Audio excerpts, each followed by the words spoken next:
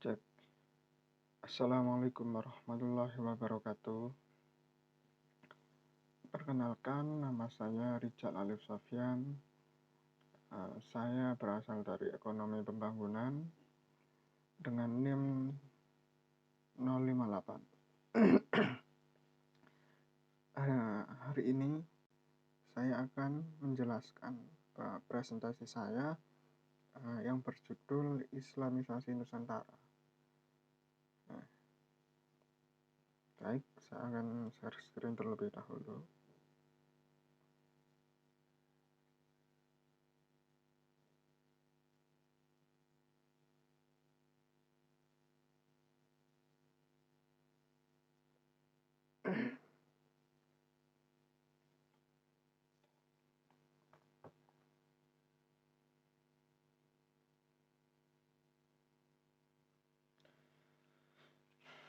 Baik, yang pertama adalah saya bertemakan akar sejarah gerakan pembaruan Muhammadiyah, yakni Islamisasi Nusantara. Saya Rizal Sofyan dari Ekonomi Pembangunan dengan NIM 058.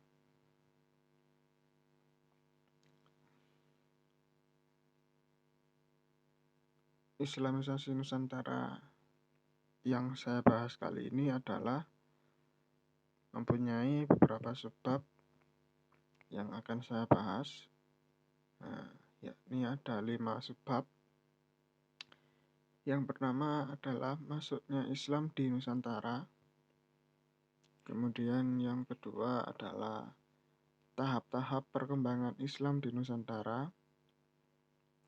Kemudian saya tambahkan ini ada lahirnya organisasi-organisasi yang berbasis Islam di Nusantara. Kemudian ada corak Islam di Nusantara. Kemudian saya tambahkan juga ada menjernihkan pemahaman terhadap ulama Nusantara. Jadi kelima subbab ini akan saya bahas di presentasi saya kali ini. Yang pertama adalah teori masuknya Islam di Nusantara. Masa-masa awal perkembangan Islam di Nusantara itu kerap dianggap sebagai periode yang sangat kabur. Kenapa dikatakan kabur? Karena untuk memperoleh data yang akurat tentang permasalahan, waktu, dan tempat di mana Islam pertama kali datang di wilayah Nusantara ini, serta mendeteksi dari negara mana Islam Nusantara itu berasal. Nah, makanya beberapa peneliti itu mencari atau menemukan sumber-sumber sejarah yang tersedia untuk periode awal ini telah menghambat berbagai upaya berusaha untuk memberikan suatu rekonstruksi sejarah Islamisasi di wilayah Nusantara. Secara umum yang bisa dipercaya, Islam memperlihatkan keragaman yang dalam beberapa segi bisa dikatakan sangat menghambat bagi dilakukannya satu pembahasan yang tuntas. Keragaman ini terjadi baik pada waktu maupun pola yang diambil dalam proses penyebarannya ke wilayah-wilayah di Nusantara. Beberapa wilayah berlangsung dengan mulus, tapi beberapa wilayah yang lain harus berhadapan dengan kuatnya oposisi tradisi lokal. Jadi masuknya Islam di Nusantara ini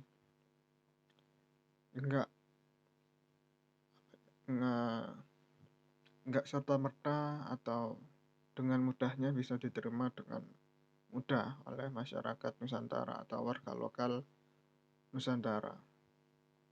Karena apa? Perbedaan tradisi lokal itu menghambat masuknya Islam di Nusantara. Kemudian berikut adalah beberapa teori masuknya Islam di Nusantara.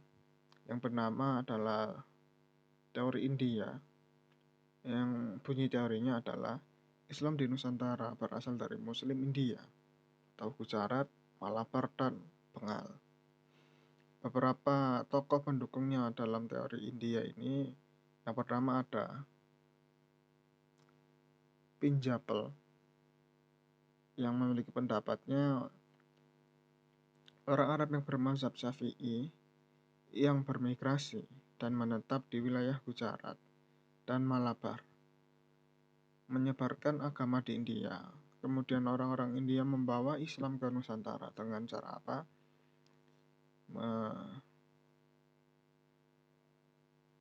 Dengan cara berdagang, karena India kan dulunya pasti kuat akan perdagangannya. Kemudian ada Snook Honjur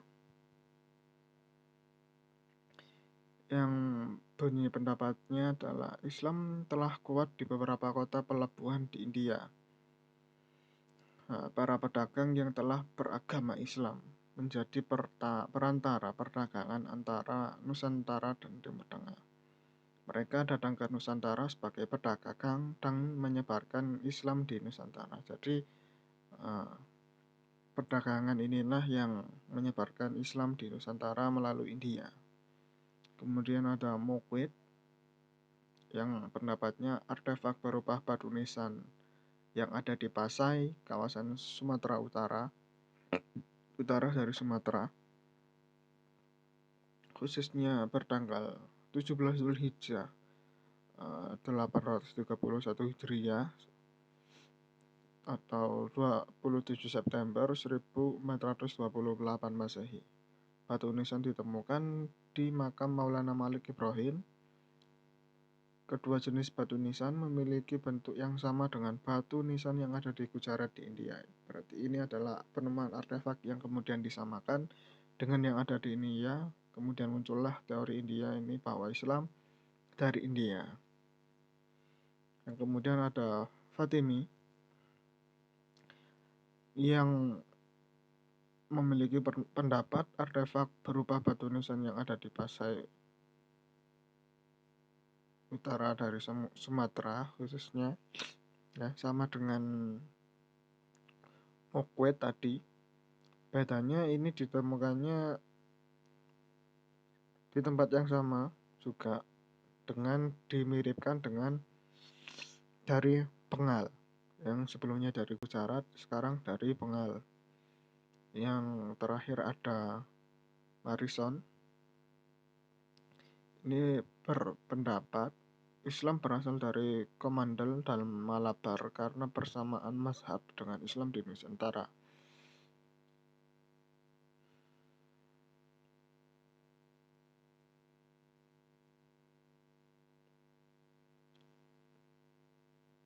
Karena wilayah Nusantara dan India itu dulunya sama-sama masih beragama Hindu. Kemudian teori yang kedua adalah teori Arab, yang bunyi teorinya adalah Islam yang ada di Nusantara ini langsung dari Muslim Arab. Dengan beberapa tokoh pendukungnya yang berpendapat yang pertama adalah T.W. Arnold. Pendapatnya pada abad 7-8 Masehi, para pedagang Arab yang terdapat di Kolomander atau Malabar telah mendominasi perdagangan di wilayah tersebut dan menjadi sentral perdagangan Arab Nusantara pada masa itu. Pada masa itulah mereka menyebarkan Islam ke Nusantara. Kemudian ada Cerawut. Islamisasi di Nusantara memiliki persamaan mazhab dengan di Mekah, yaitu Syafi'i. Kemudian ada Buya Hamka.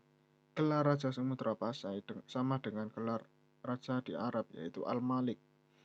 Sedangkan di India menggunakan gelar Khan. Ya, yang kemudian ada teori Persia yang bunyinya Islam di Nusantara berasal dari orang Muslim Persia.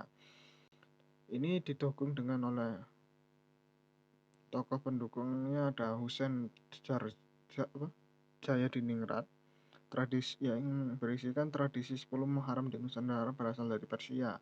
Ajaran Al-Hajj atau tokoh sufi memiliki kesamaan dengan ajaran Syekh Siti Jenar. Kemudian ada Muas. Kata pasai berasal dari kata Persia.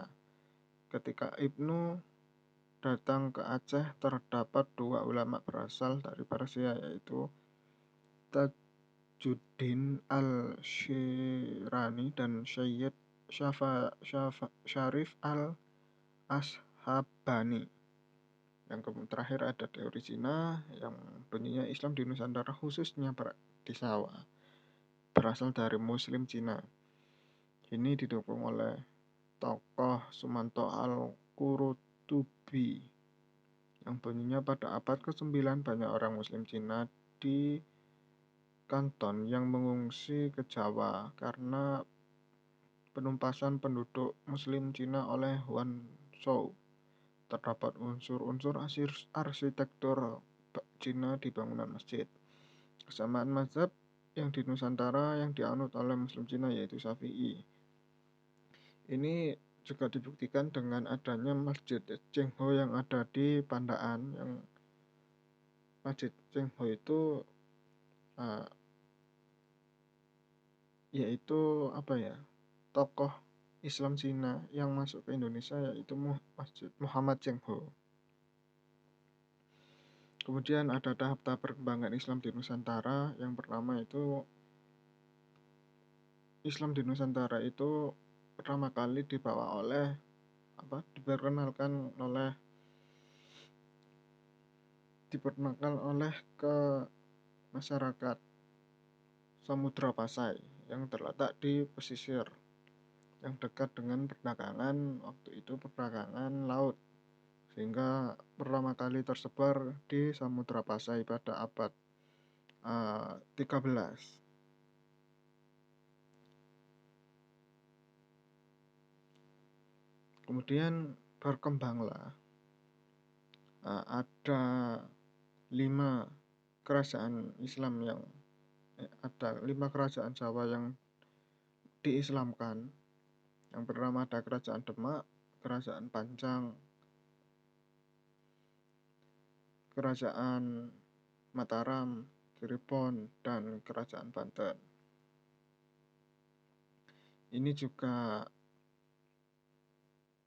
diislamkannya melalui jalur laut karena perdagangan tadi. Nah, pada Kesultanan Cirebon ini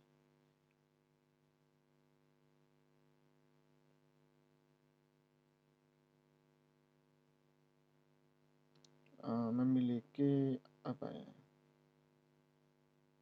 tokoh yang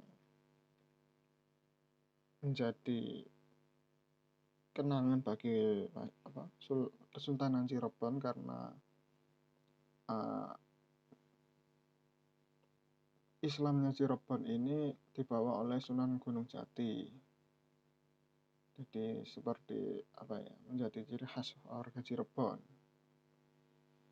Nah, kemudian ada lahirnya organisasi yang berbasis Islam. Yang pertama nanti ada Sarekat Islam, kemudian ada Muhammadiyah, yang terakhir ada Nahdlatul Ulama. Nah, yang pertama organisasi Sarekat Islam di Indonesia ini organisasi sosial politik yang didirikan pada abad ke-20. Yang tepatnya pada 8 Juli 1991 di Surabaya. Ini dengan latar belakang kelompok etnis dan berlatar belakang agama yang sama. Tujuan Sarekat Islam pada awalnya itu melindungi kemajuan kepentingan ekonomi para pedagang kecil, terutama perdagangan di sektor eceran. Dan kemudian Sarekat Islam ini tumbuh pesat dalam beberapa tahun pertama setelah pendiriannya organisasi ini berhasil menarik ribuan orang terhadap lapisan masyarakat kecil, pedagang, petani, buruh, seperti itu. Kemudian ada Muhammadiyah. Ini adalah organisasi yang didirikan oleh Ahmad Dahlan pada 18 November pada 1912. Didirikannya itu karena terjajah oleh Belanda, yang kemudian pendidikan di Indonesia ini mengalami kualitasnya yang menurun bagi umat muslim juga khususnya. Yang kemudian tujuan utamanya adalah membangkitkan pendidikan Islam, memperbaiki moralitas, dan memajukan kesejahteraan umat Islam yang sekarang sudah menjadi Indonesia. Nah, Muhammadiyah itu punya memiliki pemikiran. Yang pertama pendidikan, keagamaan dan moralitas, dan pengabdian masyarakat.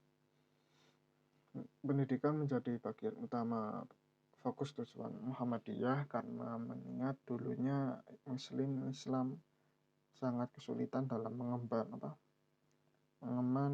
pendidikan. Kemudian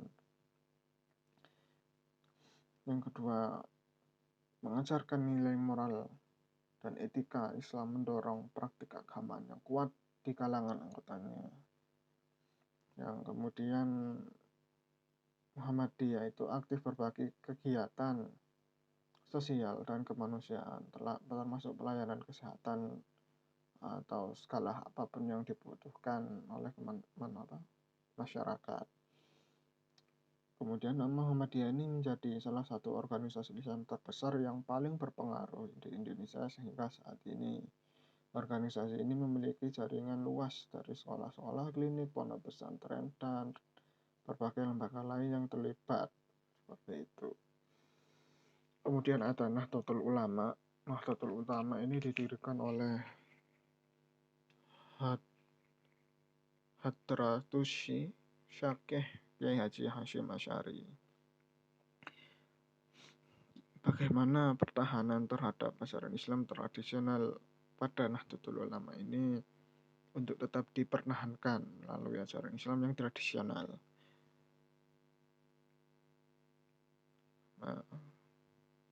Kemudian pendidikan dan pemahaman tentang agamanya lebih mendalam,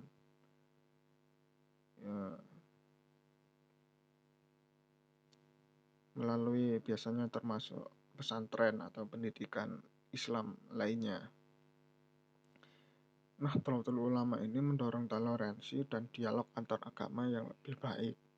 Dari ini Nahdlatul Ulama menjadi penghubung antara agama-agama lain yang bukan dari Islam, biasanya seperti itu. Nah, yang berikutnya adalah corak Islam di Nusantara. Ada corak fikih, tasawuf, dan corak tauhid atau akidah. Yang pertama, corak fikih di Nusantara itu mencakup beberapa poin. Yang pertama ada mazhab fikih. Fikih di Nusantara itu setiap coraknya atau setiap memiliki mazhab-mazhab. Yang pertama mazhab Hanafi, Maliki, Syafi'i, dan Hambali. Setiap mazhab itu memiliki pengikut dan pemahaman yang berbeda. Nah, corak fikih di Nusantara ini adaptasi terhadap kondisi lokal. Jadi nggak akan sama dengan negara lain karena harus menyamakan dengan kondisi lokal. Juga dipengaruhi oleh budaya lokal dari masyarakat Nusantara. Kemudian keberagaman etnis dan bahasa inilah yang menjadi ciri khas corak fikih Islam di Nusantara. Kemudian ada tradisi lisan, di mana itu disampaikan melalui tradisi lisan, di mana pengetahuan penyebarannya melalui ulama atau guru-guru agama yang disebarkan secara langsung. bisa kemudian melalui syair dan pantun yang kemudian memunculkan toleransi agama dan keselarasan alam dan lingkungan yang begitu bagus. Karena Islam di Nusantara masih memiliki sentuhan-sentuhan tradisi lokal dari Nusantara. Kemudian ada corak tasawuf, di mana corak tasawuf ini yang pertama adanya pengaruh dari Wali Songo atau 9 ulama sufi yang melakukan dakwah di Jawa.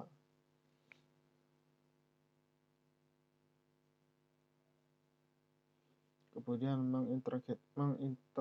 mengintegrasikan budaya lokal. Kemudian ada guru sufi, yaitu guru yang membimbing muridnya untuk mencapai kedekatan dengan Allah Subhanahu wa taala. Penggunaan zikir dan meditasi. Zikir itu mendekatkan diri kepada Allah, sedangkan meditasi itu memfokuskan diri kepada hal-hal yang ingin kita capai, sehingga itu kita dekatkan dengan corak tasawufnya. Kemudian ada muhasabah dan tazkiyah. Muhasabah itu introspeksi diri dan tazkiyah itu pemuridan jiwa. Jadi kayak umat Islam di Nusantara itu menyamakan atau menganggap sama gitu. Dan kebudayaan keragaman torekot. Serta yang terakhir sama dengan corak fikih, keselaraan dengan lingkungan alam. Yang terakhir ada corak tauhid atau akidah Islam di Nusantara. Ini mencakup dengan monoteisme yang murni atau corak Nusantara yang mengutamakan keyakinan Allah Subhanahu wa taala, keesaan Allah Subhanahu wa taala, itu dengan tauhid. Ini juga sama pengaruh ajaran para wali songo.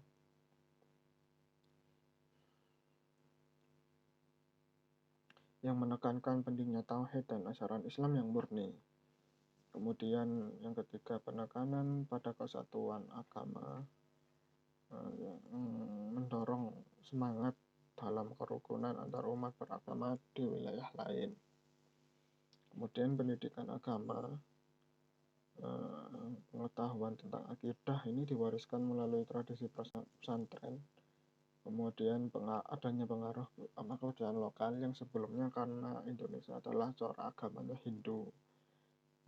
Kemudian toleransi dan keterbukaannya itu lebih dikedepankan untuk lebih harmonis antara agama yang berbeda. Nah, yang terakhir ada menjernihkan pemahaman terhadap ulama Nusantara, mengkaji lebih dalam.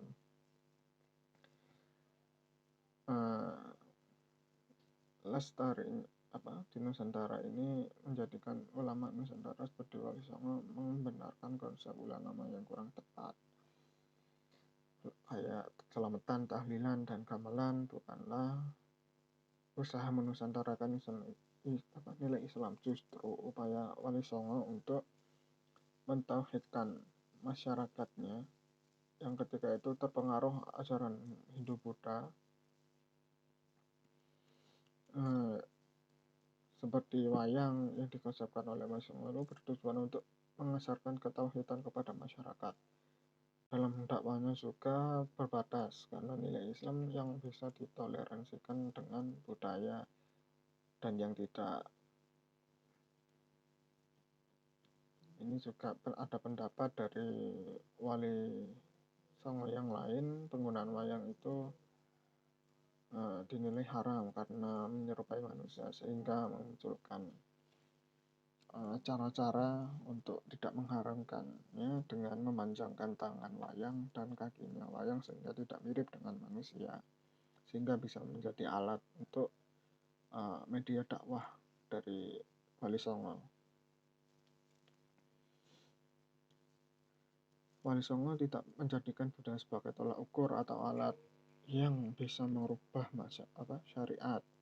Mereka pun berijtihad agar metode dakwahnya tidak mengubah hal-hal yang telah ditetapkan secara mutlak di dalam Islam. Jadi berupaya dengan penuh agar para wali songo ini menyebarkan Islam di Nusantara dengan baik. Nah, kesimpulannya ya, Islam Nusantara merupakan proses yang kompleks dan beragam yang melibatkan berbagai faktor, ya, seperti pedagang waktu itu, adanya interaksi ekonomi yang terjadi karena perdagangan, kemudian ada munculnya organisasi-organisasi yang berbasis Islam yang mendukung bagaimana perkembangan Islam di Nusantara. Kemudian kita memiliki corak-corak Nusantara yang sangat berbeda dengan negara-negara lain. Kemudian kita juga perlu untuk memperjelas pemahaman terhadap Nusantara itu, ulama Nusantara itu memiliki kontribusi besar dalam menyebarkan Islam di Nusantara. Baik, terima kasih untuk presentasi kali ini. Saya menggunakan 5 buku yang berbeda. Yang pertama dari Islam dalam Arus Sejarah Nusantara, kemudian Islam Nusantara modul keempat milik Kemendikbud, ada Sejarah Masyarakat Islam, kemudian Islam Nusantara Sejarah Manhaj dan Dakwah Islam Rahmatan lil Alamin di Bumi Nusantara. Yang terakhir ada Islam Nusantara, yang Islamisasi Nusantara atau menusantarakan Islam.